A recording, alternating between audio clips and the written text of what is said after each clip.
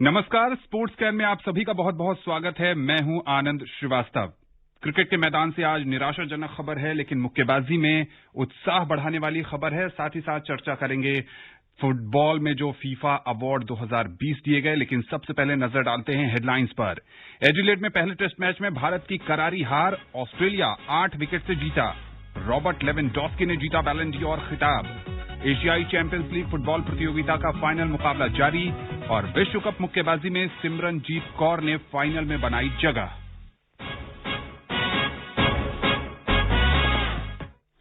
सबसे पहले बात करते हैं क्रिकेट की। ऑस्ट्रेलिया ने एडिलेड में पहले day night cricket test match में भारत को 8 विकेट से हराकर 4 मैचों की श्रृंखला में 1-0 की बढ़त बना ली है।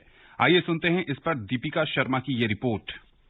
एडिलेड ओवल के मैदान पर तीसरे दिन 62 रन की बढ़त के साथ जब खेल शुरू हुआ तो टीम इंडिया के बल्लेबाज ऑस्ट्रेलिया को बड़ा टारगेट देने के लक्ष्य के साथ मैदान पर उतरे। अभी स्कोर बोर्ड पर 15 रन ही हुए थे कि night watchman Jasprit Bumrah out हो गए। इसके बाद इसी स्कोर पर पैट कमिंस ने भरोसेमंद पुजारा को आउट कर अपने मंसूबे जाहिर कर दिए।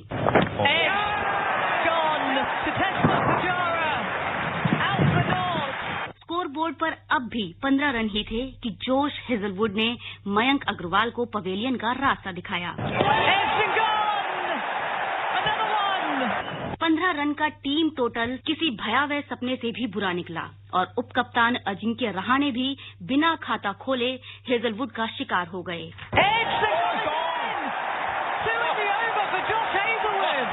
एडिलेड में ठंड है और पतझड़ का मौसम अभी बहुत दूर है, लेकिन जैसे जैसे ओवल के मैदान पर शाम होने वाली थी वैसे वैसे भारतीय विकेटों का पतझड़ शुरू हो गया था। 15 पर 5 के बाद सबकी निगाहें विराट कोहली पर थी। कोहली ने एक चौका जड़ा और फिर कमिंस की गेंद पर कैमरन ग्रीन ने बेहतरीन कैच लेकर भारतीय उम्मीदों को सबसे बड़ा झटका दिया।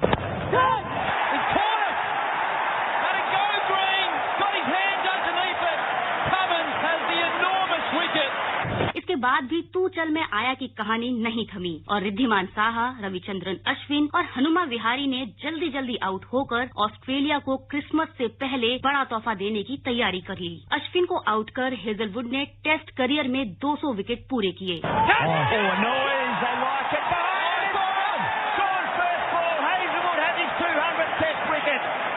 मोहम्मद शमी को चोटिल होकर रिटायर्ड हर्ट होना पड़ा, जिसे भारत को दूसरी पारी 9 विकेट पर 36 रन बनाकर घोषित करनी पड़ी। दूसरी पारी में टीम इंडिया का कोई भी बल्लेबाज दहाई के आंकड़े को नहीं छू सका। ये वाकया टेस्ट इतिहास में दूसरी बार और बीते 96 साल में पहली बार हुआ है। भारत ने अपने अब तक के सबसे कम टेस्ट मैच स्कोर बनाने का रिकॉर्ड बनाया है। टेस्ट क्रिकेट के इतिहास में ये चौथा सबसे कम स्कोर है। भारत को पहली पारी में 53 रन की बढ़त मिली थी और इस तरह से ऑस्ट्रेलिया को जीत के लिए 90 रन का लक्ष्य मिला। ऑस्ट्रेलिया ने आसानी से 2 विकेट पर 93 रन बनाकर डे नाइट टेस्ट मैचों में अपना शानदार रिकॉर्ड बरकरार रखा। सलामी बल्लेबाज जो बर्न्स ने छक्का लगाकर न सिर्फ अपना अर्धशतक पूरा किया बल्कि मेजबान टीम को 8 विकेट से बेहतरीन जीत भी दिला दी।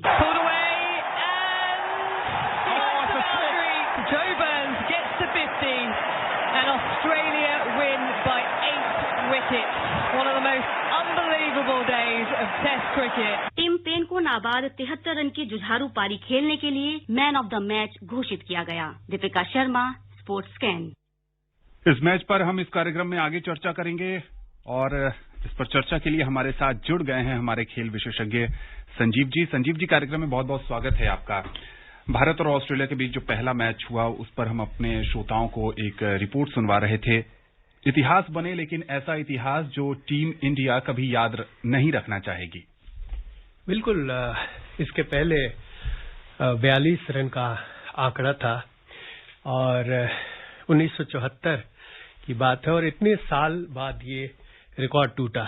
रिकॉर्ड टूटने के लिए होते हैं, लेकिन ये रिकॉर्ड ना ही टूटता तो अच्छा होता है। जी, कई सारे रिकॉर्ड टूटे और खासकर जब विराट कोहली बाकी बचे 3 मुकाबलों में नहीं खेलेंगे तब भारतीय बल्लेबाजी पर और दबाव गहरा जाएगा। संजीव जी, बड़ा सवाल यहां पर यह है, जैसा कि सुनील गावस्कर ने मैच के बाद कहा कि टीम इंडिया के बल्लेबाजों को दोष देना ठीक नहीं होगा क्योंकि ऑस्ट्रेलियाई गेंदबाजों ने शानदार गेंदबाजी की। कप्तान कोहली का मानना है कि विकेट पर टिकने का जज्बा नहीं दिखा। देखिए, ये सही कहा उन्होंने।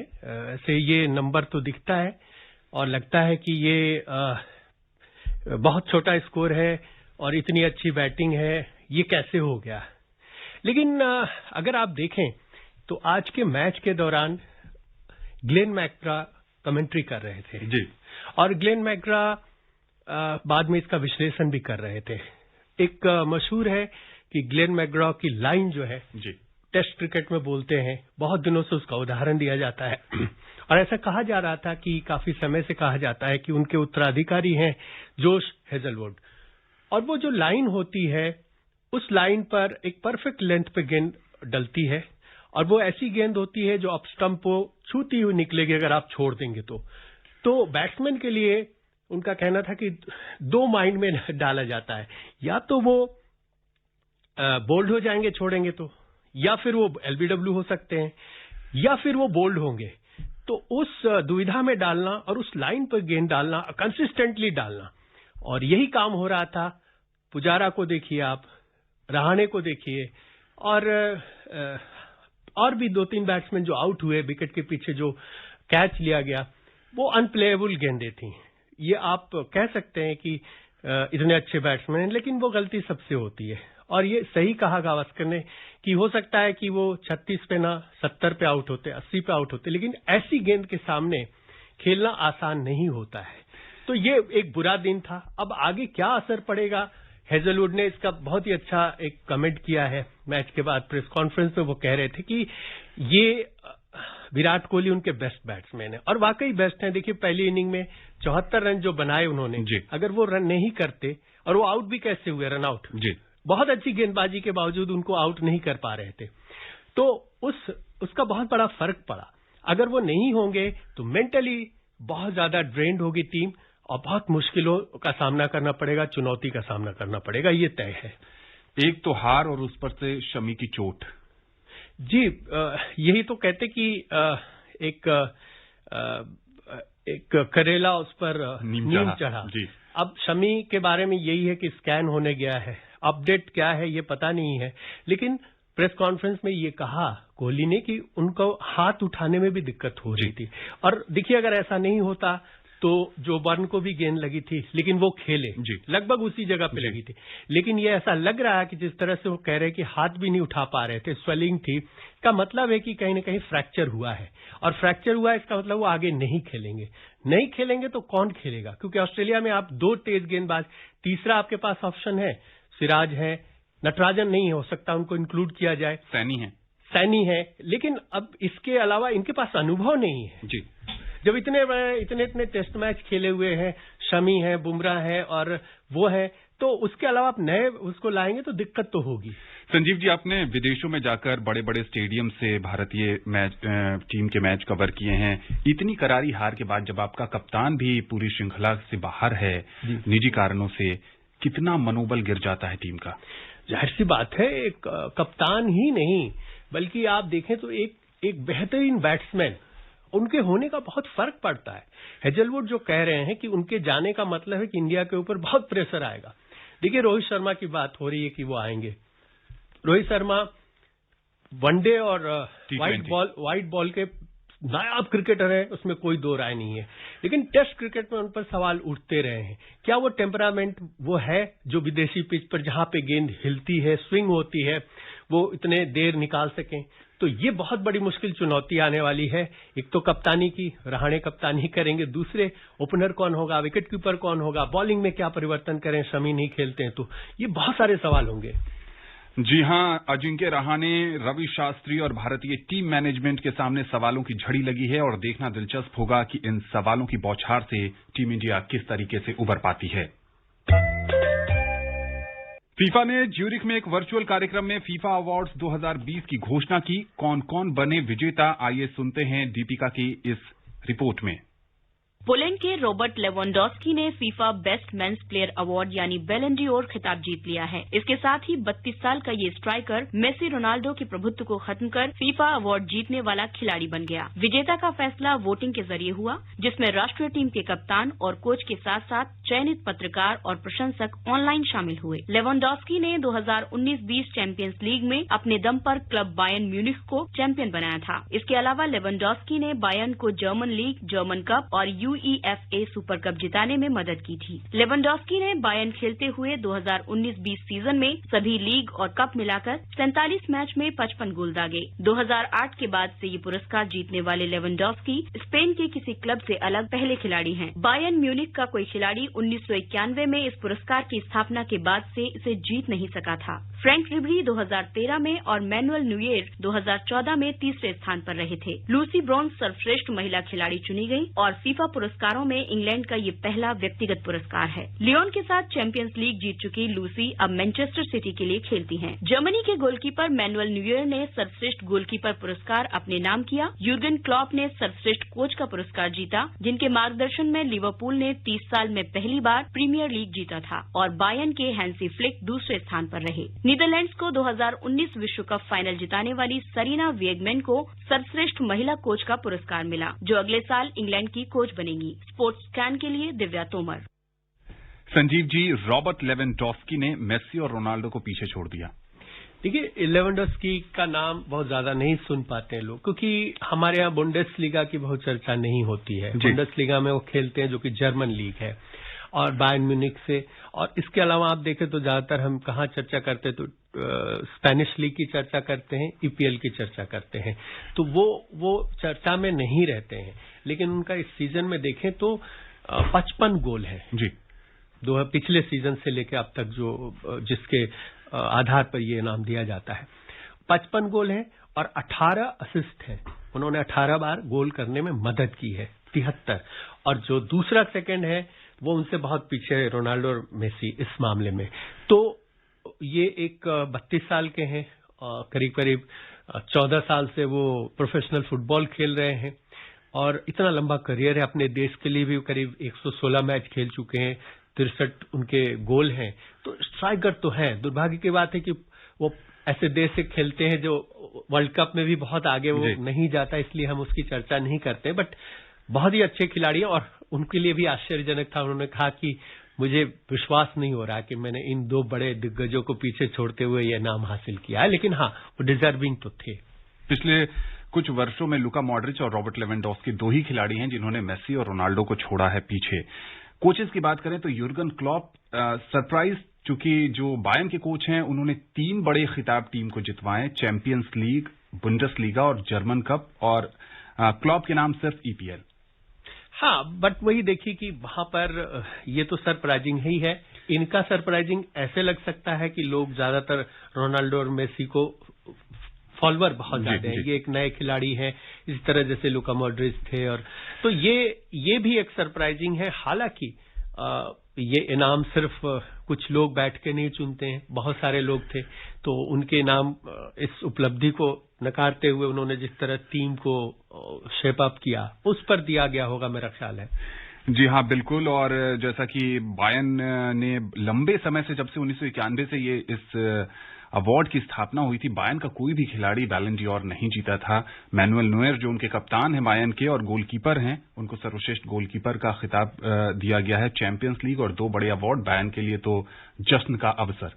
बिल्कुल, देखिए ये बहुत अच्छी टीम है। वही मैंने कहा कि उसकी चर्चा कम होती है। मैं एक बार वो पूरी टीम यहाँ भी आई थी दिल्ली में, जो कि बाईचुंग भूटिया के लिए वो फेयरवेल मैच खेलने जवाहरलाल स्टेडियम में। तो कई सारे प्लेयर जो वर्ल्ड कप में खेलते हैं या बड़े बड़े स्टार हैं उनको देखा था। तो बहुत ही डिसिप्लिन टीम है, अलग ढंग की टीम है और बड़े बड़े अच्छे खिलाड़ी वहां से निकले हैं। तो वो टीम शायद हमारे देश में इसीलिए चर्चा पे नहीं रहती है कि हम उसको बहुत ज्यादा फॉलो नहीं करते, बट अच्छे खिलाड़ी, अच्छी टीम तो है ही। जी बिल्कुल। फीफा ने नई फुटबॉल रैंकिंग जारी की है। भारतीय टीम सहित बाकी टीमों की क्या है स्थिति, बता रही है दिव्या। भारतीय महिला फुटबॉल टीम फीफा की ओर से जारी ताजा विश्व रैंकिंग में 2 स्थान ऊपर चढ़कर 53वें नंबर पर पहुंच गई है। फीफा की वेबसाइट की रिपोर्ट के अनुसार इससे पहले 14 अगस्त को जब नई रैंकिंग जारी हुई थी तो उस समय भारतीय महिला फुटबॉल टीम 1432 अंकों के साथ 55वें नंबर पर थी। अब भी टीम के अंक बराबर ही हैं, पर 2 स्थानों का फायदा हुआ है और वो 53वें नंबर पर पहुंच गई है। टीम अब टॉप 50 में लौटने से 3 स्थान दूर है। अमरीका 2191 अंकों के साथ टॉप पर कायम है। उसके बाद जर्मनी दूसरे नंबर पर, फ्रांस तीसरे नंबर पर और नीदरलैंड्स चौथे नंबर पर कायम है। शीर्ष 8 में कोई बदलाव नहीं हुआ है। पुरुष रैंकिंग में भारतीय पुरुष फुटबॉल टीम 104वें स्थान पर कायम है। भारत के अभी 1187 अंक हैं और उसे न तो एक भी अंक का नुकसान हुआ है और न ही फायदा। बेल्जियम की टीम पहले, फ्रांस दूसरे, ब्राजील तीसरे, उरुग्वे चौथे और क्रोएशिया 5वें स्थान पर काबिज है। Divya Tomar, sports scan. Covid से प्रभावित एशियाई चैंपियंस लीग फुटबॉल प्रतियोगिता का फाइनल कतर के दोहा में अब से कुछ क्षण पहले समाप्त हुआ है, जहां दक्षिण कोरिया के उल्सान होरांग ई ने ईरान के परसेपोलिस फुटबॉल क्लब को 2-1 से हरा दिया है। इस तरह दक्षिण कोरिया की इस टीम ने 12वां महाद्वीपीय खिताब जीत लिया है। इसके साथ ही ये इस फुटबॉल टूर्नामेंट के इतिहास में सबसे लंबे सत्र का समापन भी हो गया। लीग का पहला मैच 11 महीने से ज्यादा समय पहले खेला गया था। नवंबर से उल्सान फुटबॉल क्लब दोहा में ही है और उसने 23 दिन में 8 मैच खेल लिए हैं और इन सभी में उसने जीत दर्ज की थी। तो इस तरीके से उसने अपने बेहतरीन फॉर्म का शानदार समापन भी किया है। आईएसएल में इस समय गोवा का सामना चेन्नईयन एफसी से हो रहा है। कल खेले गए मैच में जमशेदपुर ने नॉर्थ ईस्ट यूनाइटेड को 1-0 से पराजित किया। अंक तालिका में मुंबई पहले और एटी के मोहन बागान दूसरे स्थान पर है। जर्मनी में खेली जा रही विश्व कप मुक्केबाजी में भारतीय टीम का शानदार प्रदर्शन जारी है। आइए सुनते हैं इस पर नवीन सक्सेना की ये रिपोर्ट। जर्मनी में खेली जा रही विश्व कप मुक्केबाजी में भारतीय टीम का शानदार प्रदर्शन जारी है। गुरुवार को सेमीफाइनल में जीत के साथ भारतीय स्टार मुक्केबाज अमित पंघाल ने फाइनल में जगह पक्की की थी और अब महिला मुक्केबाज सिमरनजीत कौर ने फाइनल में जगह बनाने में कामयाबी पाई। विश्व चैंपियनशिप की कांस्य पदक विजेता सिमरनजीत कौर ने 60 किलोग्राम भार वर्ग में कल यूक्रेन की मारियाना बेस्निटेस को 4-1 से हराकर फाइनल में जगह बनाई। खिताबी मुकाबला आज खेला जाएगा। इससे पहले विश्व चैंपियनशिप की 2 बार की पदक विजेता सोनिया लाठेर ने यूक्रेन की स्निंझाना खोलोदकोवा को 3-2 से हराकर सेमीफाइनल में जगह बनाई, जहां उनका सामना हमवतन मनीषा से होगा। मनीषा को क्वार्टर फाइनल में बाई मिली थी। एशियन गेम्स के कांस्य पदक विजेता सतीश कुमार 91 किलोग्राम से अधिक भार वर्ग में अपने अभियान की शुरुआत मालदोवा के ज्वानटीन एरेक्सेल के खिलाफ 5-0 की जीत के साथ की थी। सतीश ने सेमीफाइनल में जगह बनाकर भारत के लिए एक और पदक पक्का कर दिया है। मोहम्मद हसामुद्दीन ने भी जर्मनी के उमर बाजवा को 5-0 से हराकर सेमीफाइनल में प्रवेश किया। इसी वर्ग के अन्य मुकाबलों में कॉमनवेल्थ गेम्स चैंपियन गौरव सोलंकी ने स्थानीय दावेदार मुराद येलिदेरिम को 3-2 से हराया, जबकि कविंदर सिंह बिष्ट ने फ्रांस के सैमुअल किस्तोहरी को शिकस्त दी। नवीन सक्सेना, स्पोर्ट्स स्कैन। सिमरन से कितनी उम्मीदें हैं? देखिए, सबसे पहले तो मैं ये कहूंगा कि बहुत सारे मेडल आ रहे हैं और इसकी एक वजह भी है। हम खिलाड़ियों को कमतर करके नहीं आंक रहे, अपने खिलाड़ियों को पहले भी जीते हैं। कई सारे प्लेयर्स कई सारी टीमें नहीं हिस्सा ले रही हैं। देखिए, कई प्लेयर्स को सीधे सेमीफाइनल में जगह मिली, तो उसका भी फायदा है और वो अच्छी बॉक्सर तो है ही है, पहले भी उन्होंने मेडल जीते हैं, तो उनसे उम्मीदें तो है ही हैं। भारतीय खेल प्राधिकरण साई ने ओलंपिक रजत पदक विजेता पीवी सिंधु की मांग मानते हुए उन्हें अगले साल जनवरी में 3 टूर्नामेंटों के लिए निजी फिजियो और ट्रेनर ले जाने की मंजूरी दे दी है। विश्व चैंपियन 26 साल की Sindhu target Olympic podium scheme के कोर समूह की हिस्सा हैं। वो कोविड-19 के कारण खेल में आई रुकावट के बाद जनवरी में प्रतिस्पर्धी बैडमिंटन में वापसी करेंगी।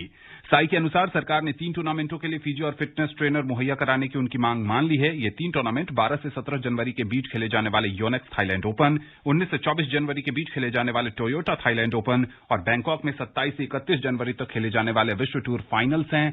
विश्व टूर फाइनल्स के लिए उन्हें अभी क्वालिफिकेशन टूर्नामेंट भी खेलना होगा। सिंधु इस समय लंदन में है संजीव जी, और उनकी ये मांग थी, उसको मान लिया गया है। इससे कैसे प्रदर्शन में आप देखते हैं कि बेहतरी होगी? बिल्कुल, वहां पर वो इसी ख्याल से गई है और एक बेहतर न्यूट्रिशन एक्सपर्ट है और वहां पर 2-3 वहां के इंटरनेशनल खिलाड़ी उनके साथ खास तौर पर ट्रेनिंग कर रही हैं।